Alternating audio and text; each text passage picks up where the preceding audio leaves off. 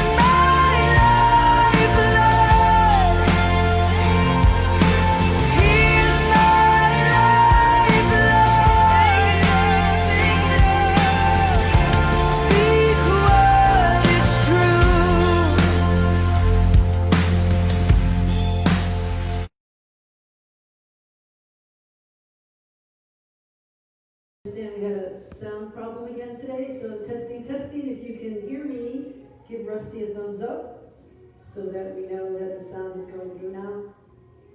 Testing, testing. Everybody can hear? I'm going to keep talking and hope that you can hear me. We're checking all the bases that we can to see if everything's working out for sound. All right.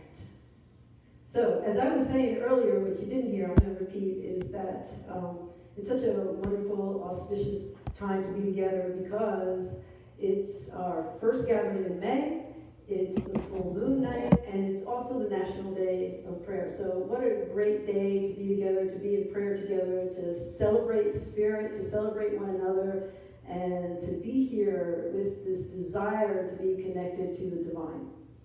And as an interfaith minister, I love the many different ways that we can sing our praises and different languages and different religions, different faith paths. And some that come to mind are the Sufis, and the Islamic phrase is Alhamdulillah, Alhamdulillah. It even sounds happy, it sounds prayerful.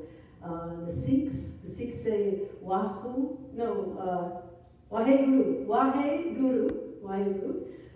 In Spanish we say Alabanza. Alabanza is like, raise this to God, raise this to God, raise your praise, raise your praise. Those are just some that come to mind. If you can think of some more, just put them in the comment box. I'd love to hear some more ways to raise our praise, to be in a prayerful, joyful connection with the divine. And the other thing is the full moon night. Now, that's one of the twists in Miracles with a Twist, is that we celebrate on the night of the full moon a little differently than just having a class gathering. And sometimes we go to the beach, if the beach is available to us, and if it's the night of the actual full moon on a Thursday evening. And why the full moon? The full moon is the brightest light in the dark.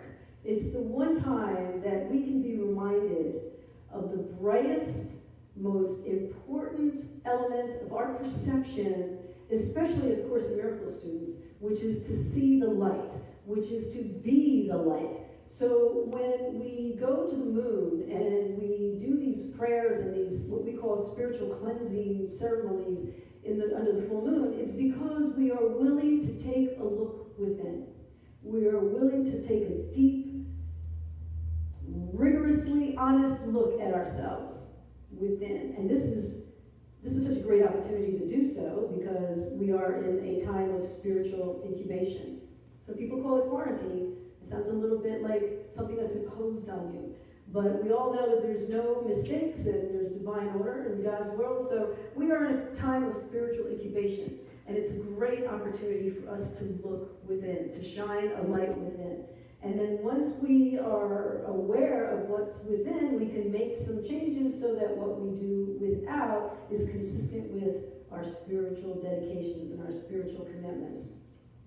So I wanted to give some examples of ways that we can get in touch with our true nature. Now, our true nature is beloved, sinless, perfect children of the divine.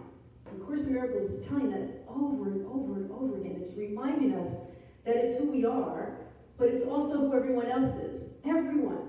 That's the true nature of everyone. And if everyone functioned from their true nature, there would be no divisiveness. There would be no need to criticize. There would be no need to project our anger or our upsets onto other people. So part of our challenge on the spiritual path is to get in touch with our true nature. So that's why we need this bright light that lets us look within, to be truly connected to the areas that need a little adjustment so we can do better and be better.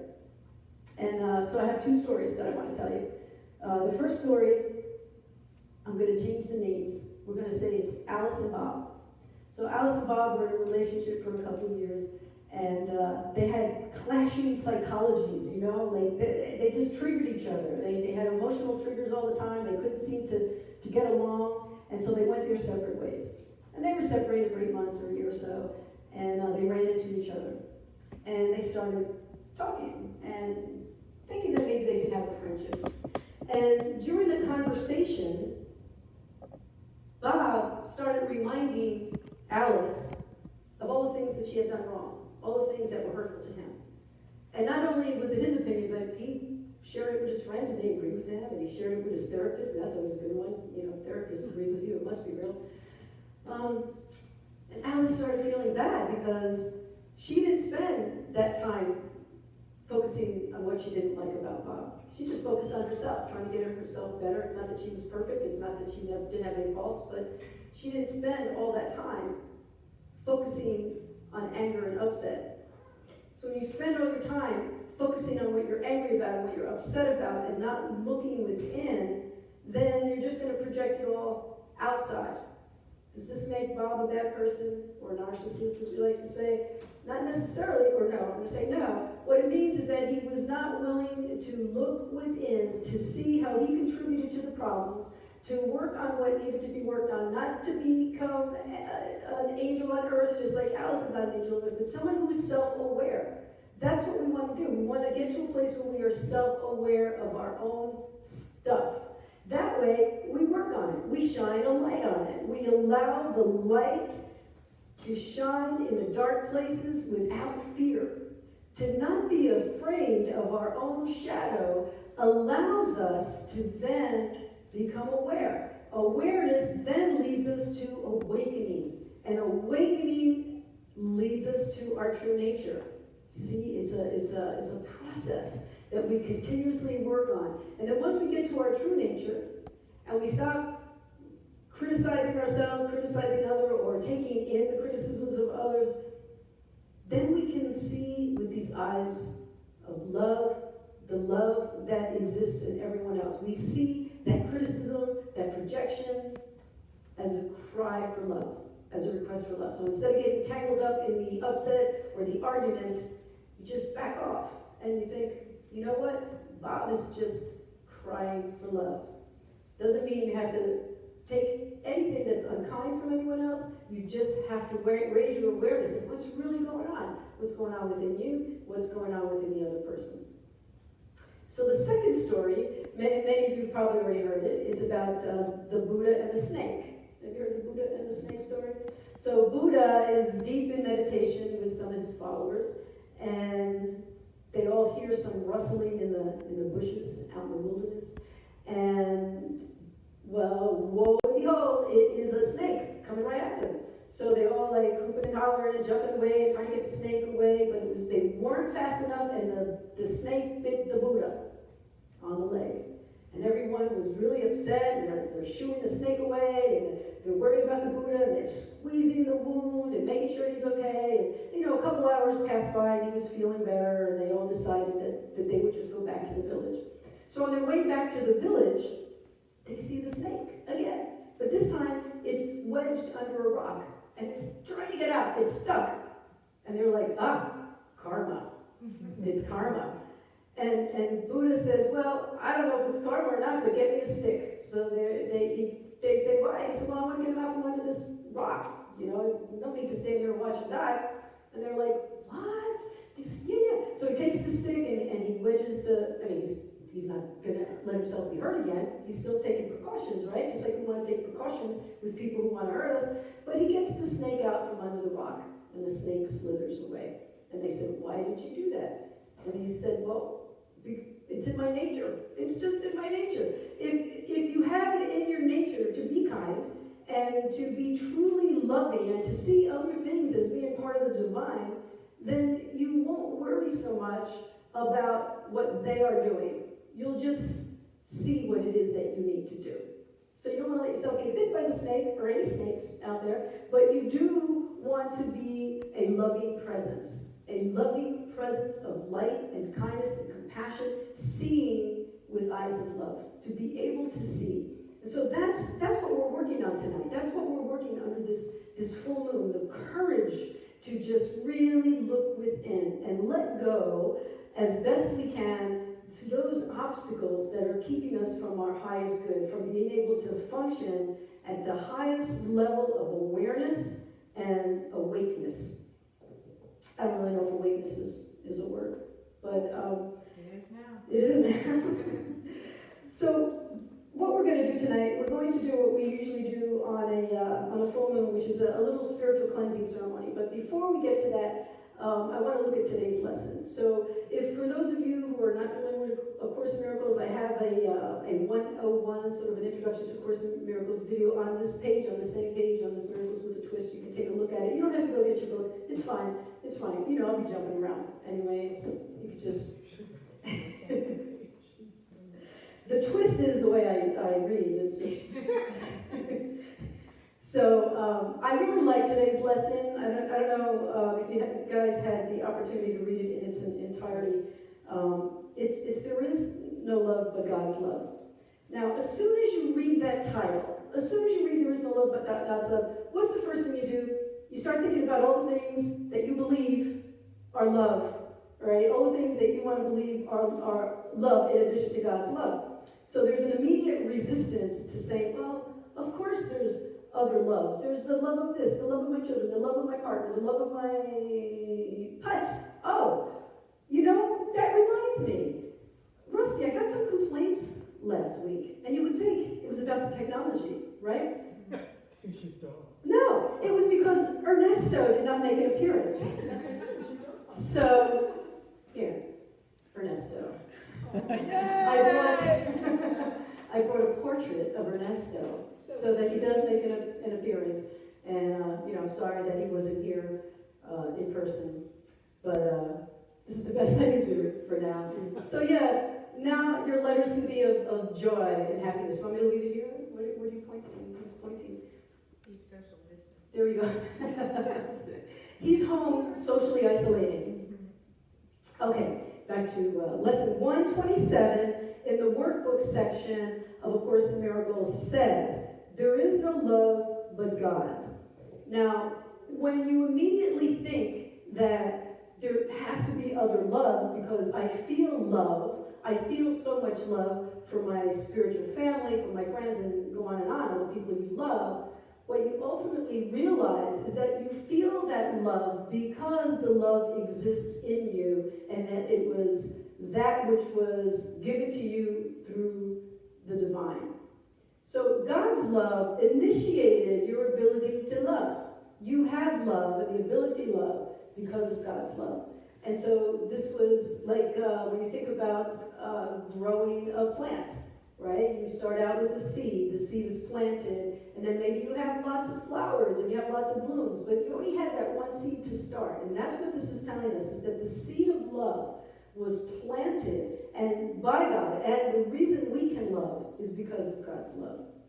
So it says love's meaning is obscure to anyone who thinks that love can change. So really, when you think about love and the way a lot of us think of love, sometimes it's conditional and it changes, right? I mean, how many times have people made vows and commitments at a wedding day only to not fulfill that commitment of a lifetime? Because love changed. Love changed. But real love, God's love, the love that is truly essential for our continuous spiritual growth, is a love that is beyond our human love. And it's even beyond our human comprehension. It is a love of the divine. And that is the real love. That is the love that sustains us and keeps us fulfilling our task on earth in this life. As essential workers, we are essential workers to God's plan for salvation. So it says, seek not within the world to find yourself. Your true self is not found out there. Just like poor Bob. Remember Bob earlier? Bob was trying to find fulfillment through Alice's behavior. And that's not where the fulfillment can be found. That's why we want to do our inner work. We want to do our inner work so that the fulfillment is our true self, our inner self, that which comes out of this time of incubation, that which we give birth to when the time has come to truly feel connected to the divine, to see with eyes of love, and to awaken to the awareness of who we really are and who everyone else really is. It says, no law the world obeys can help you grasp love's meaning. What the world believes was made to hide love's meaning has kept it dark and secret. That's the ego. What that means is that the ego trips us up. trips us up a lot, right? So when we spend all our time trying to convince everybody else that somebody else is wrong, or you ever see these Facebook posts where people have this kind of like this woe is me kind of thing, like, oh, if only my ex had treated me better, or just all kinds of, or complaints about politics, or whatever it is. Whatever, it's not looking within. Whenever you're complaining, whenever you're making fun of somebody, whenever you're in a state of something other than truly being connected to the divine from a place of loving consciousness, you are listening to the ego. The ego is creating the rules for you, and you're letting it be. You're letting it be the ego's dictates. So we want to get ahead of that. The ego's loud and pesky, right? It's just just constantly. And so we have to be alert and aware and awake so that when we see and hear that voice, we can remember that we're doing this other work. We're doing this work of awakening. And we do the work of awakening through awareness, and we do the awareness through shining the light. That's why we're here on a full moon night. It says, call to your Father, certain that his voice will answer. He himself has promised this, and he himself will place a spark of truth within your mind. That spark of truth is trust. It's that place where you get it and you know it, and you feel like, you know what? No matter what I did in the past, and no matter what other people think of me because of that, no matter what happens, I am coming to this place of realization that I am willing to do the work. I'm willing to be aware of my own stuff. I'm willing to awaken, and I'm willing to do the work that I was called to do. I had a friend who lived in Miami years ago, and she's still my friend. We've been friends about 20 years now. But this is when I first met her, about 14 years into her sobriety. We would, like a bunch of us, would be walking down Lincoln Road, and she'd see somebody from back in the day, and she'd want to cross the road. And I was saying, what happened? She had so much shame. She had so much shame over her behavior of her drinking years. And even though 14 years had passed, she couldn't bear to run into someone from the past. And so all of us who were her good friends who loved her really encouraged her to see herself differently, see herself as who she is now, not who she was then. The person she is now is someone who has done the work. And once you've done that work, and you really know who you are, and you make a commitment, doesn't mean you're not going to make a mistake, doesn't mean you're not going to get into an argument with someone. It means that you are self-aware, and you're making the corrections as you go, and that you're willing to make the corrections.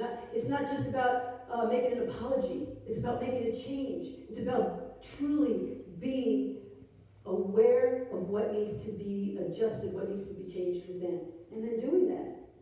That's the spiritual path. That's what it is. That's what we're doing. So, I'm still in workbook 127. It says, today we leave the past behind, never more to be remembered, and we raise our eyes upon a different present, where a future dawns unlike the past in every attribute. Why? Because we're changing. As long as we're changing, we can trust. We can trust the future. We can put the future in God's hands because we know that we're doing the work that needs to be done in order for the ground to be laid out in front of us with the opportunity to be of service, with the opportunity to do the things that allow our minds and our hearts to love, to project kindness instead of upset. To send kindness and love out like a beam, like that beam that you're going to see tonight when you go outside and look at the moon, and you see that beautiful beam of light. That's the beam of light that could come out of you. This is my favorite line. I sent it to you guys in the daily text. I sent a daily text out for people who are interested. Let me know. I'll add you to the list. It says, the world is in its infancy and newly born. I mean, can't we just really think of that right now? That the world, right now, how timely to be reading this at this day and time, that the world is being newly born. The world is in its infancy. And now, the infant needed a diaper change. That's right? That's right. It needed a timeout. And now it's getting cleaned up. We will watch it grow in health and in strength, to shed its blessings upon all who have come to learn, to cast aside the world they thought was made in hate, to be love. And we are here to be love. Now are we all made free. Now are all our brothers and sisters together with us in God's love. That's just so beautiful. And it ends with a prayer.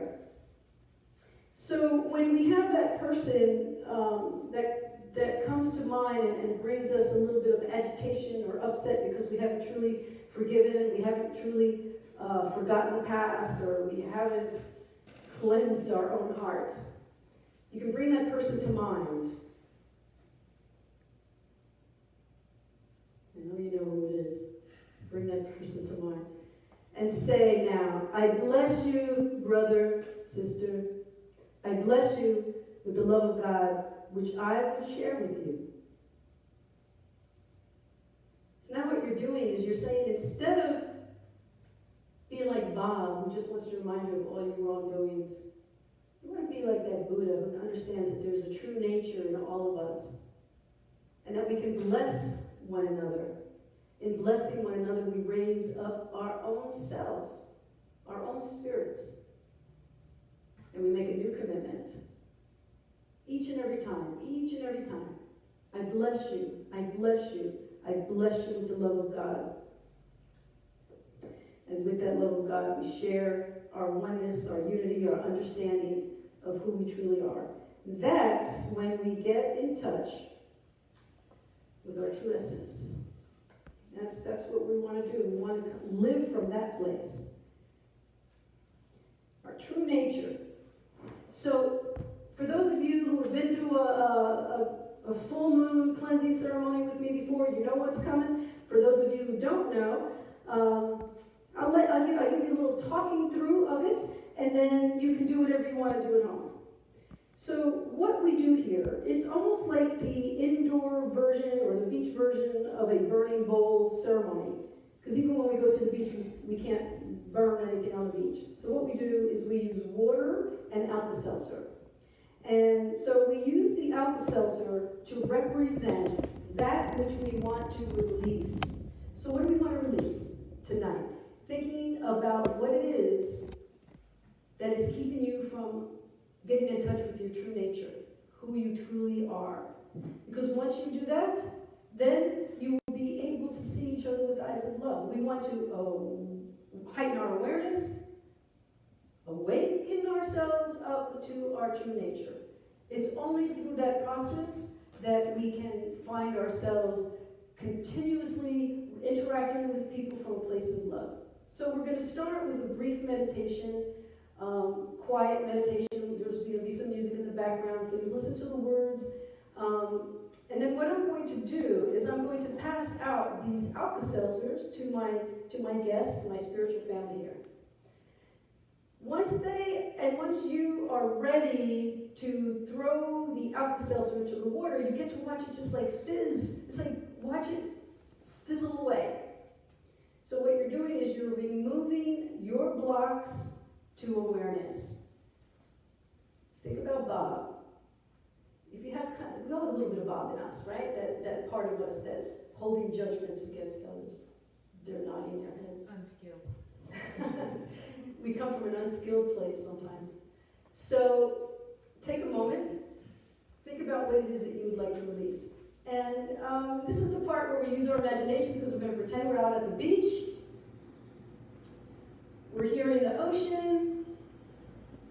We're looking up at this beautiful full moon that's shining its light on us. And as it shines its light on us, it comes through us. All through our chakra system, through our crown chakra, through our third eye, our throat and our heart, and then from our heart out into the world. So use the power of your imagination to see that. The light of the moon, crown chakra, third eye, throat, and heart out into the world. And as we go through our cleansing process, you're just going to continue to use your imagination to see this light coming in, settling in your heart, and back out to the world. And so, yes, please.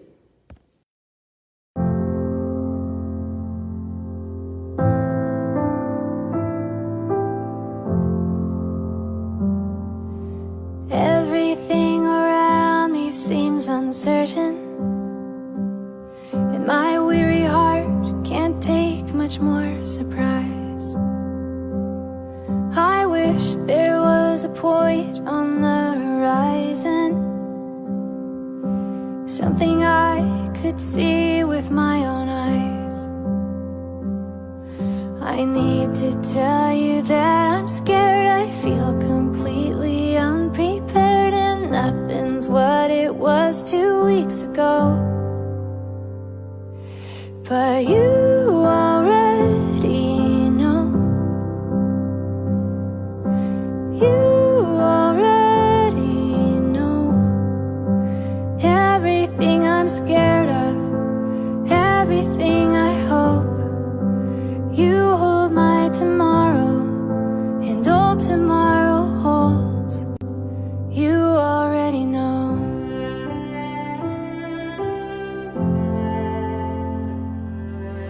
I can't seem to find the easy answers. Someday I hope the suffering makes sense.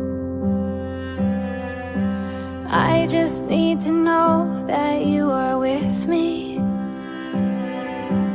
even if you keep me in suspense. We talk so much these days because I have so much to say. You stay and listen to me closely, even though you already know. You already know everything I'm scared of, everything I hope. You hold my tomorrow, and all tomorrow holds. You already know whatever I'm feeling, whatever is coming, whenever the ending, you're already there. You go before me, you go behind me. Wherever I'm going, you're already there. You already know. You already know everything I'm scared of, everything I hope. You hold my tomorrow, and all tomorrow holds. You already know. You already know.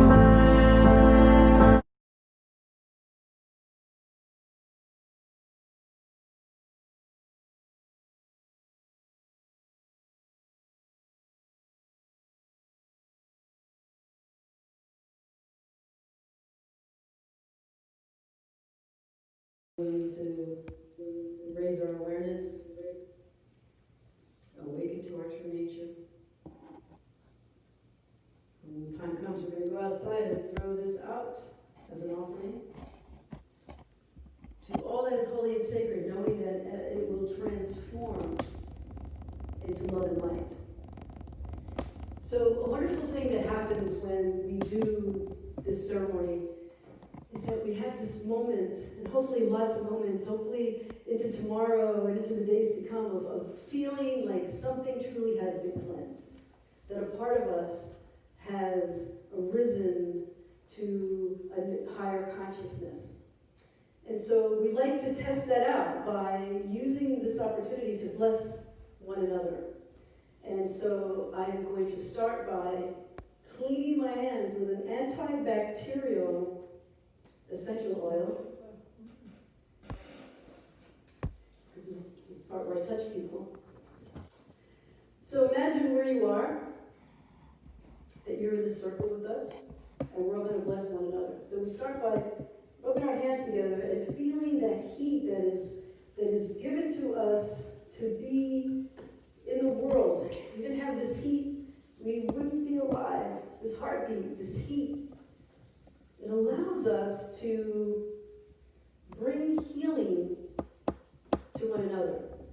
So how we do this is by recognizing the opportunity that we have to be of service to one another.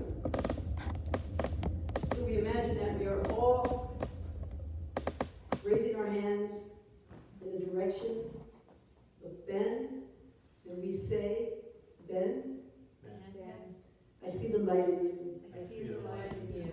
You are a beloved child of God. You are a beloved child of God. And we bow to our brother Ben. So we are being of service, and we're also receiving the blessing because we are all one. And when we bow to one another, we are bowing to the wisdom within ourselves as well. We are seeing with eyes of love. So we raise our hands to Libby, and we say, Libby, I see the light in you. I see the light in you. You are a beloved child of God. You are a beloved child of God. And we bow to our sister Libby. We humble ourselves because we are servants as well as healers, teachers. We are one and the same. One of my favorite stories from the Christian tradition was of Jesus washing the feet of his disciples. And they were saying, no, you shouldn't be doing that. And he said, why not? I am your servant. I am not just your leader, I am your servant. This is an opportunity for us to be of service to one another and to feel what it feels like to be of service, because we cleansed ourselves of those obstacles, and now we're allowing ourselves to feel worthy of loving each other so much that we can place our hands on each other as someone who can truly see the light in someone else. And just by seeing them in the light, we heal their spirit, and we help them to dissolve that which they threw away. So here we say, raise our hands and say, Lisa, I see the light in you. I see the light in you. You are a beloved child of God. You are a beloved child of God. And we bow to Lisa.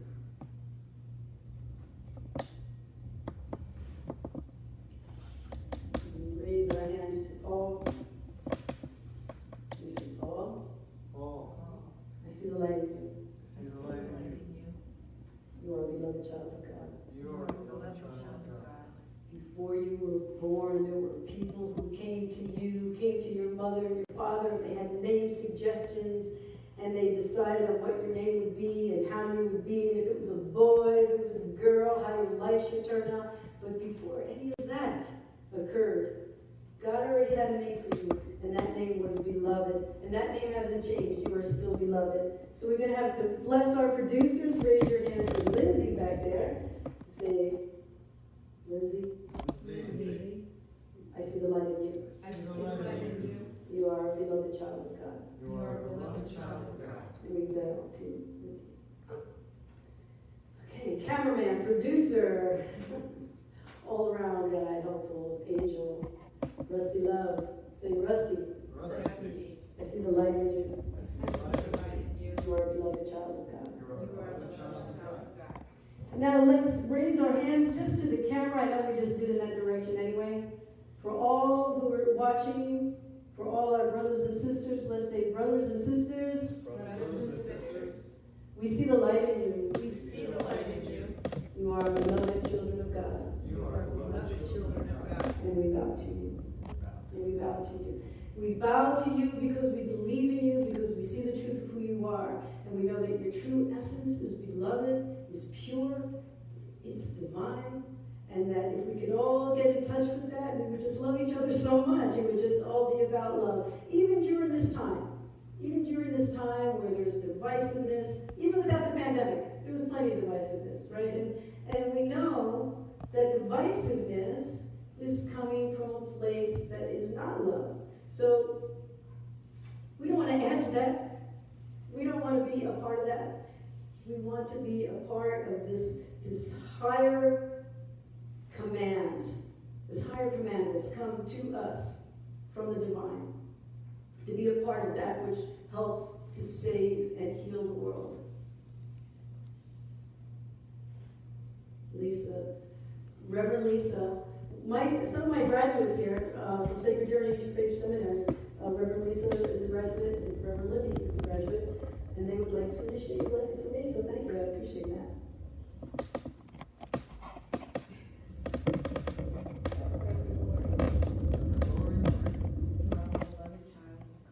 You are a beloved child of God. And we bless you. Thank you. Thank you. That's so kind. Thank you so much. So this is what we do on the full moon, to be in touch with the light, to be the light, to make a commitment to be the light, to be in a place of true surrender to that which is completely pure, completely. Doesn't mean that we're going to walk on water tomorrow. It doesn't mean that we're not going to make mistakes. It just means that we set a commitment every day to do the best we can, to say, here I am, Lord, here's my heart. Use my heart in your service. Use my heart in the service of the best that we can do. So, thank you so much for that. Back to the workbook. The next few days are building blocks. Now, the interesting thing about A Course in Miracles, it does two things. One, it repeats itself a lot. It's repetitious, because that's how we learn. As we learn a new language, what do? You just keep repeating. Ben, would you like to learn Spanish? That was a discussion we had earlier. If we want to learn a new language, we have to do a lot of repeating of the language. Whenever we want something to really not just be in our minds, but to become a part, like a second nature for us, we have to repeat over and over again. It's like playing the guitar or playing any instrument. You start getting muscle memory, right? I know C chord and D chord, and I know about 4 chords, not many. But to know an instrument, usually you rely on what you've learned in muscle memory, and you don't have to take a lot of time to think it through. It becomes a part of you. Same thing with the Course in Miracles. It becomes a part of us. And then, instead of thinking about it, we start living it. We live it. And so the next 2 lessons, and then we're gonna wrap it up. The next two lessons are interesting, because the first one says, 128 says, the world I see holds nothing that I want. Now, that's kind of funny, because when you read it through, it's actually a very good lesson, but a lot of people are resistant to that lesson. And I heard a Course in Miracles teacher once said that he had a friend who said, I got all the way to that, and I decided I don't want to do Course in Miracles anymore. At least he got all the way to that, right? And he said, that's ridiculous. How can you say that the world I see holds nothing that I want? There's so much that I want. And the teacher said, well, because you didn't get to the next lesson. And the next lesson says, beyond this world is a world that I want. So the understanding that just being stuck in the 4 walls of our consciousness as it is not enough. We need to break through that to see what is beyond our limited thinking and our limited perceptions.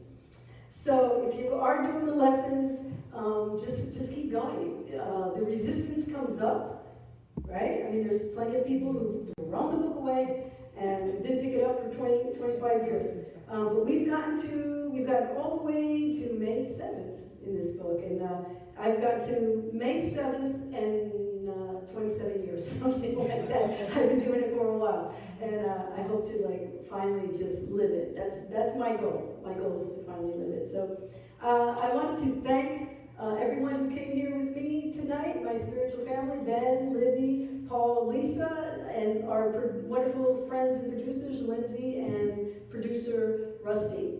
We have a very lively and fun end song for you. It kind of ends the way we started, when I was saying about how wonderful it is to be on a day of prayer, to give praise, and to be able to say, Alhamdulillah, Waheguru, and Alamansa, and now, Hallelujah.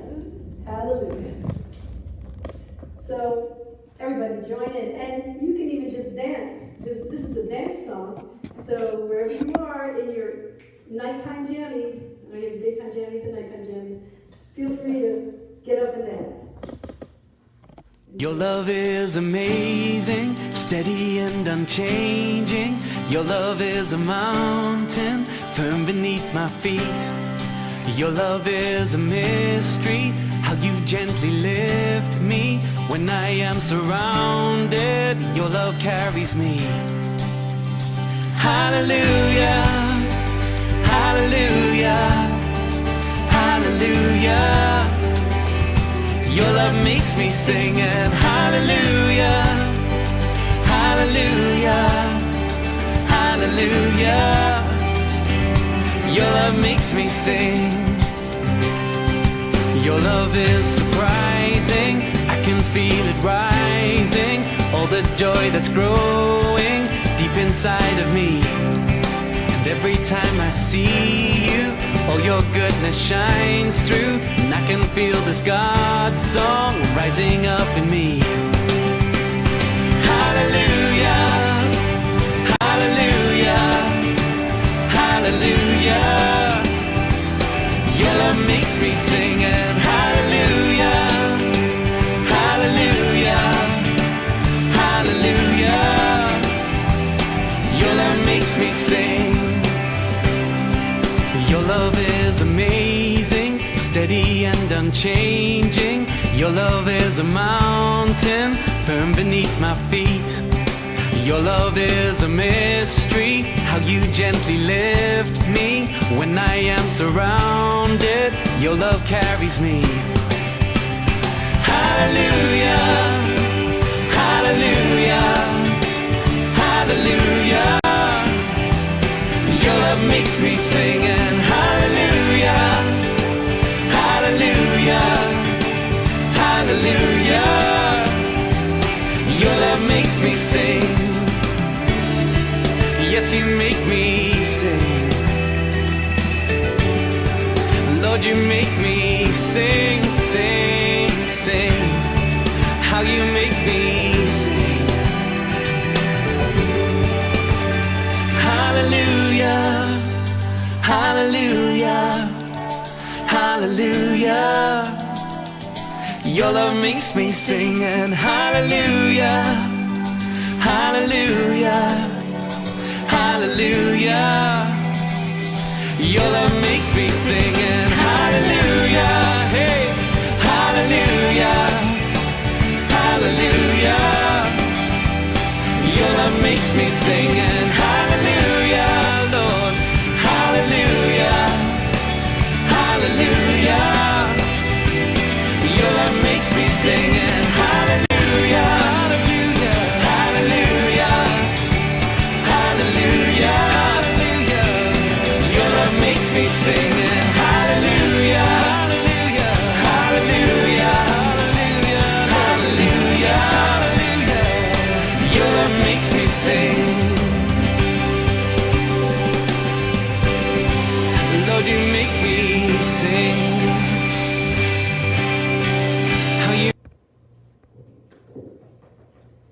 Well, that's a great song. I love that song. And the best part of it, you couldn't sing because Rusty was dancing. So thank you again. Thank you everyone for being here. We'll be back here next Thursday, and this is your end prayer for tonight. When you want only love, you will see nothing else. The power of decision is yours. You can decide to see love now, because when you want to see love, you will see it, and nothing else. Amen. Amen. Thank you all. God bless you.